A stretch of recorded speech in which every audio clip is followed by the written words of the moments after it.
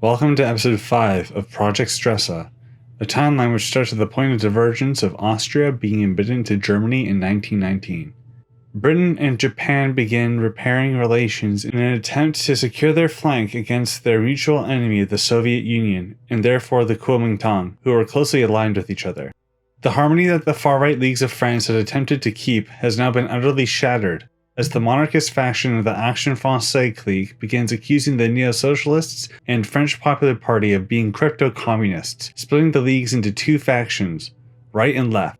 With rapid expansion of the Saxon Allies, the Soviet Union had gotten more than they bargained for as German, Romanian, Czechoslovakian, and Polish troops pushed the Soviet army to the eastern bank of the Dnieper, but lost southern Germany due to overextending their forces in the east. After the Turkish had joined the Allies, the Saturday Pact triggered and called in Iran and Afghanistan into the war. Seeing the potential for the Soviet Union to be overwhelmed by the pressure, the Japanese invaded the Soviets, solidifying their alignment with the Saxon Allies and bringing the Kuomintang to the Latin axis.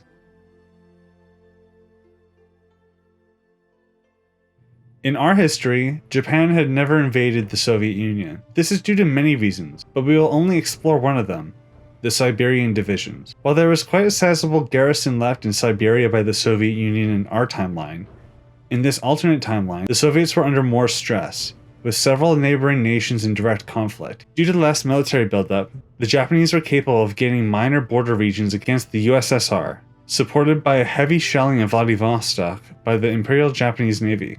The British and their direct support would also play a role in this northern thrust. Divisions from Australia and New Zealand supported the Japanese attack on the land, and in the air, Britain would station bombers in the British Raj and Japan, where they would focus on disrupting supply chains to the front line and destruction of vital infrastructure against the Soviets and the Chinese. With the introduction of the Saturday Pact into the fight against the Soviets, the British provided support to the less modernized armies of the Iranian and Afghanistan armies. The other two members of the Saturday Pact of Turkey and Iraq were gaining ground against the Syrian National Republic, who were consistently armed by their allies of France and Italy, getting supplies transferred to them through the Mediterranean Sea. The British up until now had not been able to disrupt this supply chain, as their navy was busy defending the home islands. However, with the Japanese introduction into the Saxon Allies, the Asian navies of the British were now reallocated to Africa and the Eastern Mediterranean. The British risked the destruction of the Mediterranean Navy in order to free up their forces to be reallocated to the Egyptian front. While Turkey entering the war had guaranteed their ability to expand against Syria, with the Turkish under threat of losing control of the city of the world's desire, Istanbul. While there was certainly a lot of troops in the Balkans, the risk was calculated, as now the Latin Axis were incapable of importing oil from the Soviet Union through the Straits of the Bosphorus. With the threat of their war effort collapsing without oil, the Latin Axis would divert more troops towards the Romanian front, seeking to seize their oil deposits and formulate an invasion of Turkey to reopen the straits and regain their oil supply. The Latin Axis sought to invite the Greeks into their alliance, but just like in our history, the Greeks utterly refused, seeing Britain as their natural protector and the claims of the Italians and Bulgarians on their land irreconcilable. The Latin Axis would soon invade northern Greece in order to widen their front with the Turkish Balkan territory in their quest to seize Istanbul from the Turks. Despite the Latin Axis's best effort to overwhelm Turkey, it was too late for the young Syrian state. Utterly surrounded and without supplies, the joint forces of Iraq, Turkey, and Britain had managed to capitulate them. Turkey was given northern Syria to occupy and claim for themselves. Britain established the Lebanese and Druze states as buffers between themselves and Turkey, and Iraq claimed the land that remained. With their forces free from managing the Syrian state, reinforcements came to Egypt, halting the Latin Axis's advance and pushing them back to El Alamein, where the Latin Axis would hold out during a prolonged siege, determined to prevent Saxon Allied forces from breaking into their northern African colonies. With the disaster that the Turkish introduction had caused to the Latin Axis, their trump card had to be activated: Spain under Franco was still recovering from the civil war that had erupted in 1937. Only 3 years had passed since the halting of hostilities, and Franco had refused to join the war, as they were not ready for yet another conflict. However, there was no denying the French and the Italians. Despite Franco's best wishes, the Spanish were forced to join the Latin Axis and aid the alliance as they invaded Gibraltar. With Spanish support, Gibraltar fell within minutes, and the Latin Axis had finally cut off British access to the Mediterranean through the Atlantic.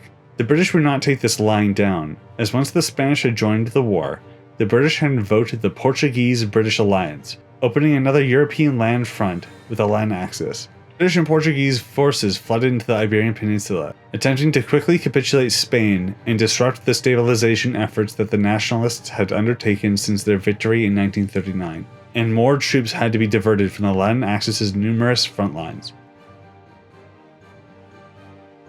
The victory that was supposedly so close had been consistently denied by the Saxon Allies and their cunning. The British were overextended, but through diplomatic victories, they have managed to cover their flanks and expose weak points within the Latin Axis. The German economy of this alternate timeline was not nearly as ready for war as the Germany of our timeline. But as this conflict threatened to destroy the very nationhood of Germany herself, the democratic elements of the country have all banded together in total mobilization. While the forces of the Latin Axis had consistently chipped away at their land, the Saxon Allies were finally able to execute their counterattack. The French resistance and the Saxon Allies have recognized the incredibly delicate political situation in France, and soon executed Operation Charles. A French resistance member disguised as a communist successfully assassinated Pétain, leaving the French nation leaderless and without clear succession. The right and left-wing national leagues fought desperately among themselves to push their preferred candidate to leadership within France. Despite the right's best efforts, Marcel Déat had won against the right-wing candidate of François de Laroque.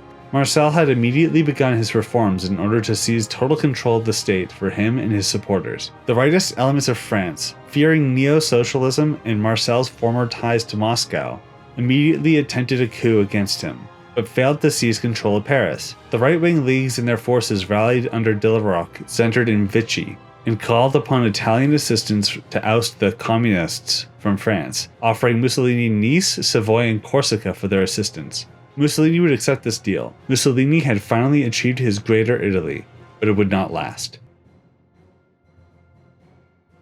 With the Latin Axis in utter disarray, as the former head of the alliance was in outright civil war, the Ustasha of Croatia performed their own coup against the Hungaro-Italian-occupied Croatia, declaring their support for the neo-socialists of France and seeking to establish the Greater Croatia at the expense of their neighbors. This too was orchestrated thanks to Saxon Allied intelligence. These two operations had created the perfect opportunity for the Germans to execute their first offensive maneuver since the war had begun, Unterhemen Margarethe.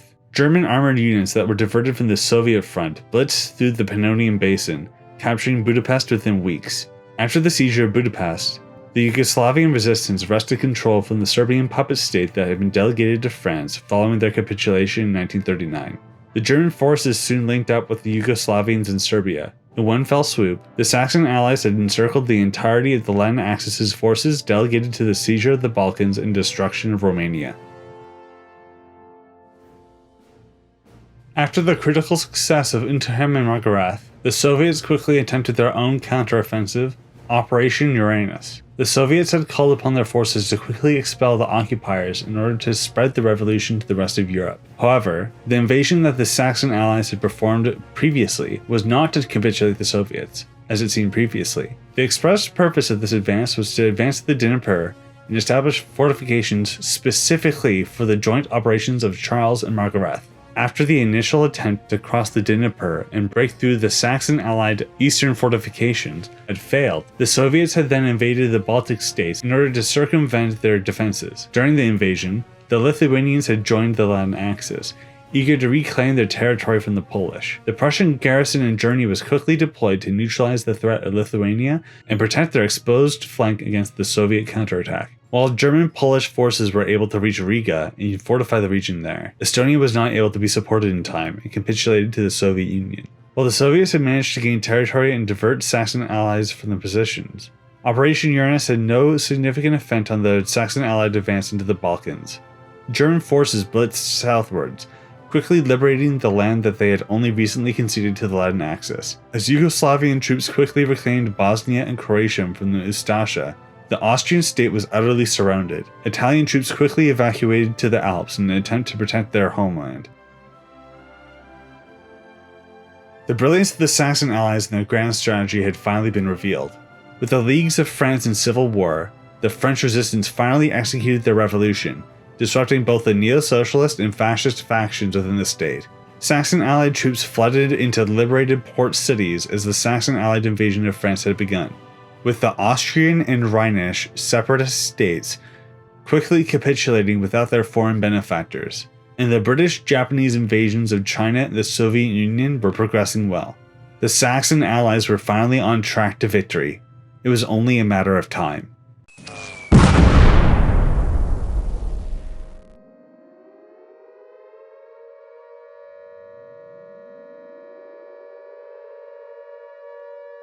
However, the sins of Britain and their attempt to preserve their empire against anti-imperial forces would soon come to haunt them.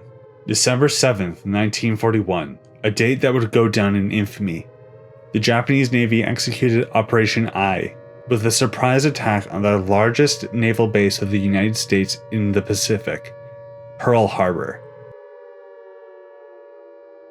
The previously neutral United States was in an uproar, and promptly declared war on the Japanese, a member of the Saxon Allies, leading the United States of America to become a member of the Latin Axis.